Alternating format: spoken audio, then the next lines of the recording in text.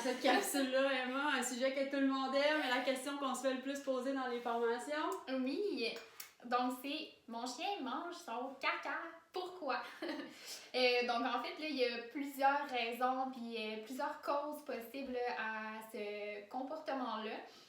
Qui n'est pas nécessairement 100% anormal, là. C'est des animaux, puis il peut y avoir plusieurs causes à ça. Mais ça peut quand même être un signe que mon chien est pas super bien nourri ou de façon pas optimale.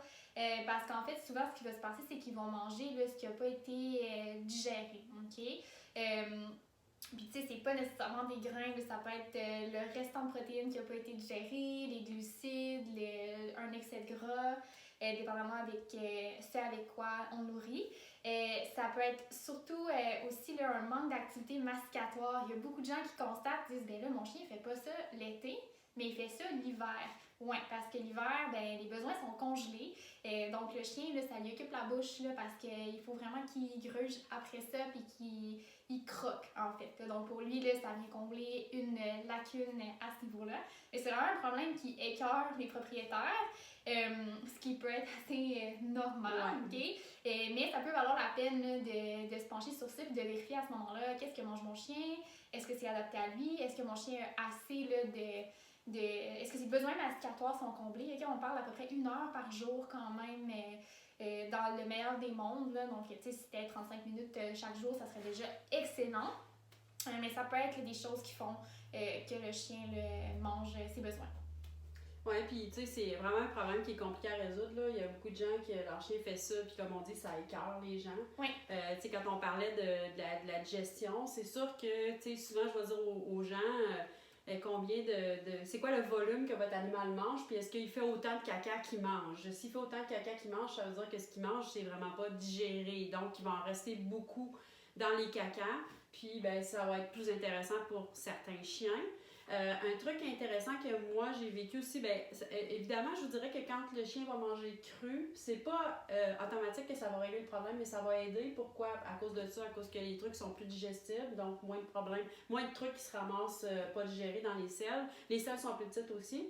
Et puis, moi, ce que j'ai un fait vécu au niveau de mes chiens, moi, j'ai pratiquement jamais eu ça, des chiens qui mangeaient leur caca. J'ai eu en fait 2 cas de chiens au niveau de mon élevage qui mangeaient des cacas. Puis, finalement, on s'est rendu compte que ces chiens-là avaient une maladie.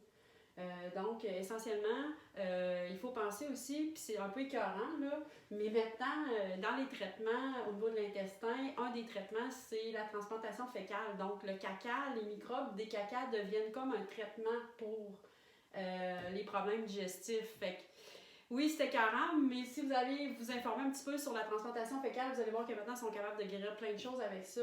Puis, d'après moi, il y a certains chiens qui font ce comportement-là aussi parce qu'ils ont des problèmes digestifs. Donc, mais c'est un problème qui n'est pas évident, mais en tout cas. En fait, c'est ça, là, comme tu dis, c'est un problème qui n'est pas évident à régler parce que honnêtement, à part de la gestion d'environnement, il n'y a pas grand-chose à faire, OK? Donc, ce qui est difficile ici, c'est que avec les températures qu'on a, on n'a pas toujours envie d'aller ramasser immédiatement les besoins. Malheureusement, ça serait la chose à faire.